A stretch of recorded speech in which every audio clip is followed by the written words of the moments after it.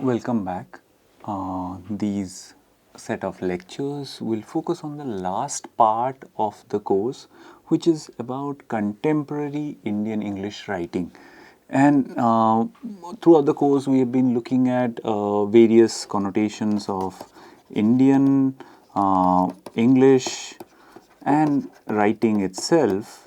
And as you would have seen, I like to repeat what has been happening throughout the course. We have looked at various genres, various kinds of writing, different historical periods, and at the end of it, we look at the new kind of writing that is coming from India in the last couple of decades, which has been a very exciting period.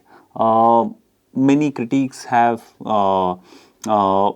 found these writings to be popular, pejoratively thought of them as popular, also thought of them as not up to the mark, or best being relegated to being pulp, as we know as. So there is a constant discussion about contemporary Indian English writing in terms of the divide between the popular versus the canonical. Whereas you have writers like Rushdie, you have writers like Desai, you have writers like Roy, who are thought of as symbolic of the canonical Indian writing in English, and whereas there are writers like Chetan Bhagat, there are writers like Subhade, there are writers like Amish Tripathi or Anuja Chauhan, who will take up for a closer analysis to understand what this contemporary Indian writing in English is doing, how it is different from the so-called canonical, how is it different from the highbrow Indian English fiction, what exactly go on to constitute this contemporary, the idea of contemporary. So therefore, if we have discussed this, then what does it mean to think about the contemporary? As I have said, primarily it is thought of as a decline or as a kind of giving in to capitalist demands, more reliant on market rather than challenging authorities, rather than being subversive, rather than speaking truth to power, as post-colonial literature was supposed to be. These kinds of works have been thought of as popular, who kind of continue the stereotype, who draw their appeal from working with these stereotypical representations, and they have been critiqued for them, for adapting these kinds of style of writing, which has drawn various names like chick flick, like pulp fiction, or etc. etc. So, however, this essay by Ulka Anjaria, Notes on the Indian Contemporary, which goes on to be part of a book on Indian writing in English, contemporary Indian fiction, sheds some new light on it. She urges us to think of the contemporary as a site of possibility, not wholesale dismiss it, but to think that if something is happening and something imaginatively new is happening here, is in other words, what Anjaria is asking us is to have a relook before we summarily dismiss these kinds of writings as popular, as only being driven by market, as having no worth in that sense to gain any critical attention. And I will follow Anjaria here closely, and Anjaria opens new doors to what we have not paid attention to. If we look at contemporary Indian English fiction and Indian writing itself, according to people like Anjaria and others, it seems to be bursting out. There is an explosion of things, and one of the major changes that has happened, unlike the writers of the 80s and 90s, the English writer seems to be assured that there is a readership already available here, that the readership for a reader, they don't need to depend on the West.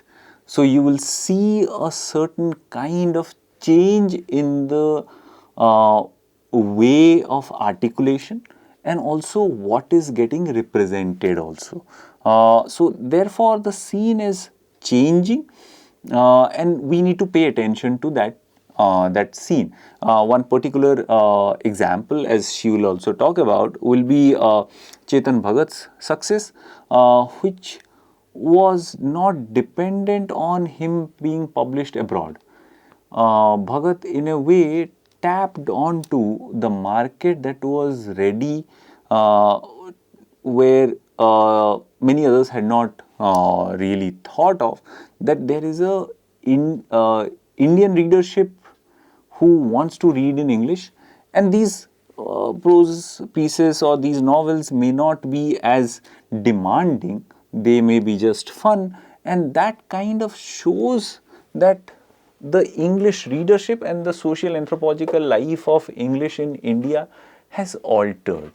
It's not only restricted to elite circles, it's not restricted to those sites of snobbery, or English is not only being used as a mode or a place of aspiration. So we see many kind of changes that come with these kinds of writing, especially if you look at, like, and Bhagat becomes quite an example of it. If you look at the kind of readership that Bhagat has and the kind of marketing that went with it. If you remember, Bhagat was published initially with Rupa publisher, who was not who was not known for Indian English fiction. If you remember, all the previous major stars who were writing, they were dependent on international publications and international publishing houses for their books to be sold and published, right? So, but Bhagat, in a way, and before him, the major writer who would pave way for writers like Bhagat or Amish Tripathi and Anuja Chauhan, in a way, would be Shobha De, and as perceptibly seen in the works of Padmini Mongia, one of the earliest commentators on popular English writings from India, tells us that what Rupa does is a kind of a radical shift, because Rupa kept initial Bhagat's works at priced minimally compared to his Indian English authors who were trying to sell here and abroad. So in that sense, Chetan Bhagat was breaking new grounds, Rupa was breaking new grounds. Affordability combined with the non-challenging nature of the text, non-demanding nature of the text on the reader's capabilities, and talking about a certain kind of a reality which was not of the metropolis, or which was not about nostalgia and loss. The key words that we had seen when we had dealt with two short stories by Lahiri and Mistry.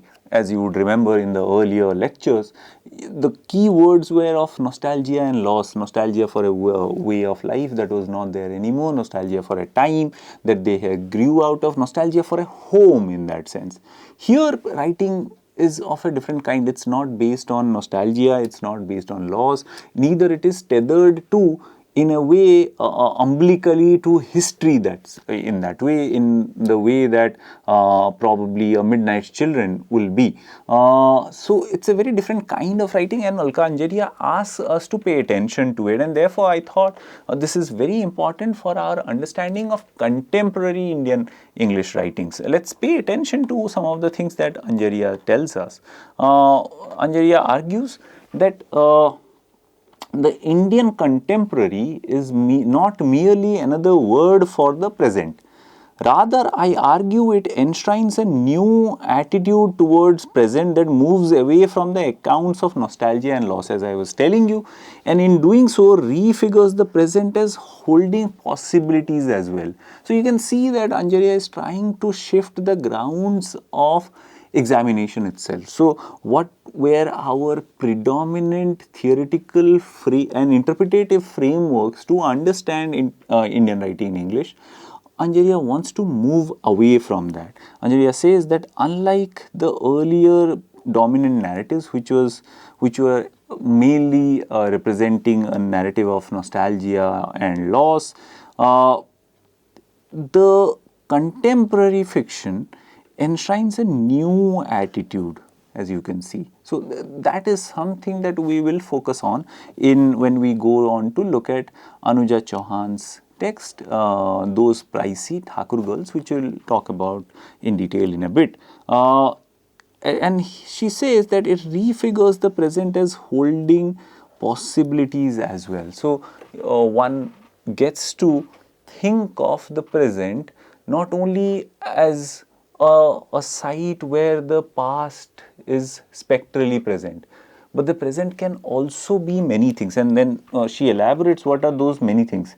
In short, the contemporary is a theoretical approach that acknowledges the present as a heterogeneous time. And this is a key word in Anjaria's scheme, where the present becomes a heterogeneous space, heterogeneous in the sense because there are many things that come to intersect. Heterogeneous time of capitalism, consumerism, Hindutva, populism, and the new middle class, but also of democratization of technology, the rise of Indian publishing, social media, dissent, freedom, queerness, fun. So you can see the mixture of the serious and the trivial,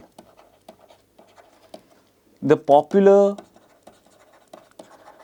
and canonical, the low and high, as you can see. So you have many things that come up in her characterization of this heterogeneous time of the present itself. And you can see that, like, it has grand narratives which were very important in the past, where writers were exploring themes like capitalism, consumerism, rise of religion, and the idea of populism, how technology was taking over our lives and the ills of it. But also what it brings in together is also discourses on Indian publishing. It also talks about social media, it talks about dissent, it talks about freedom, it brings in discourses of sexuality, queerness, and most importantly, as the last word says, just fun. What does fun mean here? And as we will see, fun can have many connotations here in the way that Anjaria thinks about in terms of the contemporary. Fun can here mean non-serious. Fun can also mean a light reading in that sense. Fun can also mean characters having fun, characters doing things which are not of the symbolic order. As I said, if you look at something like Midnight Children, which is obviously the canonical text for Indian writing in English in that way, or something like God of Small Things, actions there have a symbolic value. So in a sense, as we were talking about from R.K. Narayan onwards and others, that the narrative becomes a symbol of the nation. We saw that in parts with Bankim's Rajmohan's wife itself. So the burden has always been there that it has to be symbolic of something.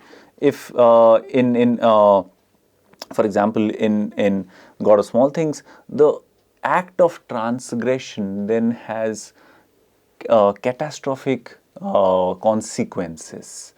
But in these novels, acts of transgression don't always lead to acts of like sexual intercourse or acts of rebellion do not always have those kinds of catastrophic consequences. That's why they obviously they are non-serious, they are light reading, they are less demanding in that sense from the readers, but then they also engage in fun of the kind that is present in our everyday life. So the everyday therefore becomes a major theme and major player in many of these writings. So the everyday of India, where English is a presence, and alongside English there are many other languages, many other cultures, many other socio-political realities that are also part of a Indian setup, also become part of this contemporary. And she goes on to add, all these attributes together characterize the present, that heterogeneity can be seen in new literature and cultural production that aim to represent it. And her book obviously elaborates on these ideas, and I would really suggest anyone wanting to go ahead in their work and their research on Indian writing in English, please to pay attention on Ulka Anjaria's book, and you will see the elaboration of some of these ideas itself. The contemporary is a vast theoretical container that recognizes these at times competing impulses as part of the rich life of the present, in opposition to the post-colonial theory, and this is where she marks it out from the dogmatic theoretical positions that have gone on to characterize what we think in terms of Indian writing in English. She says, in opposition to post-colonial theory, which carefully distilled a politics from India's past, structured around concepts like the subaltern, the nation, the partition, secularism, cosmopolitan democracy, contemporary is less selective.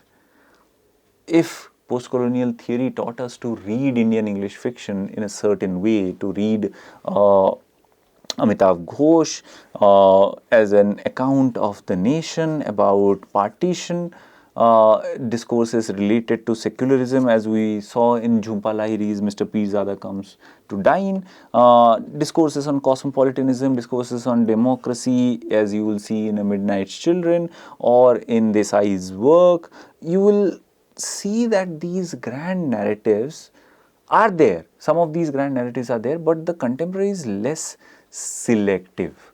It brings in many things together. And when we go on to look at Anuja Chauhan's work, you will see the impact of all of it. And what Anjaria makes us aware is that that various leads that the new heterogeneous public sphere throws up are part of this, are part of the contemporary Indian English fiction and other cultural representations. She gives us an example, as I was talking about Chetan Bhagat's novel. We have 6 novels of Chetan Bhagat, which in contrast to his flat-footed public pronouncements in print and social media, present what are actually nuanced representations of young men's struggle to reconcile the promises of economic liberalization with its often frustrating reality. So you have the grand narratives of liberalization and the everyday struggle of young Indians who have aspirations. So one gets to see the aspiration of everyday India coming together with the kind of struggle that they face with post 92 India itself. So Bhagat has been criticized for writing melodramatic plots, simplified English, which represents the angst of upwardly mobile young men in earnest and self-righteous prose. Many critics see him merely as an expression of the new Hinduized capitalist mindset and the victory of the marketplace over literature. And this has been the common kind of critique for many of the contemporary writers, that they are an expression of a new capitalist mindset. The victory of marketplace over literature was what I was telling you initially. So that therefore they are categorized as popular or pulp, as low literature, second grade literature, that all those kinds of pejorative connotations that come with it. But what Anjaria asks us to discern, but the success of his novels also reflect the expansion of English language readership to include first generation English readers, that it moves out of those hallowed and snobbish spaces, elitist and exclusive spaces of English in post-independence India.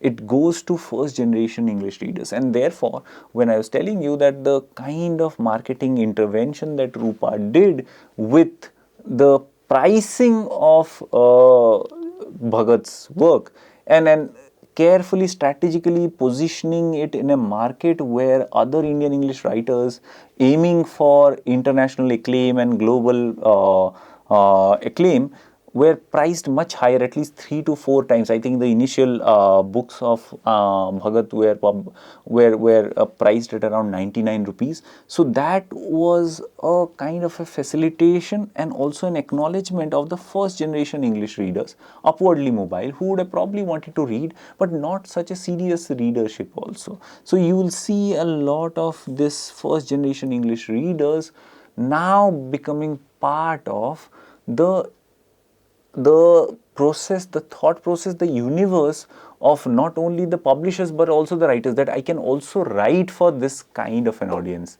As Harish Trivedi will inform us, that many of these writers like Amish Tripathi, Bhagat or Anuja Chauhan have much larger readership. They sell many more books then many of their hallowed contemporaries or the superstars, global superstars like Rushdie or Roy. His works, therefore, is what merits inquiry like Anjaria's. Anjaria continues, his works also represent a new trend of what we might call homegrown fiction in English, which is not directed to an international readership but to an Indian audience, and thus uses a vernacularized form of English in addition to the themes of local immediacy rather than international relevance. So there is a independent homegrown readership for whom there is a deployment of this vernacularized forms of English. This vernacularization is a bit different than the chutneyfication that we had heard from Rushdie earlier, which meant a certain kind of exotic flavor that came into Indian writing in English with his writings and others' writings in the late 1970s to early 2000s. There was a certain kind of a flavor that was brought in with the inclusion and incorporation of certain kind of words and lexical features that came in and that gave that flavor of the chutney. But that is different from this kind of a vernacularized form of English, and we'll talk more about it when we look at Anuja Chauhan's text, and you'll see that English inhabits the space very differently. English, it's almost like Chauhan writes a Hindi reality in English itself, and Hindi is a presence there. It almost seems like a translation act that is going on immediately in that sense. So therefore, you have not only the presence of other languages but also cultural context. That's what Anjaria also tells us. There is a local immediacy that is there. So you know the world that they are talking about. So when we look at Anjaria and her world of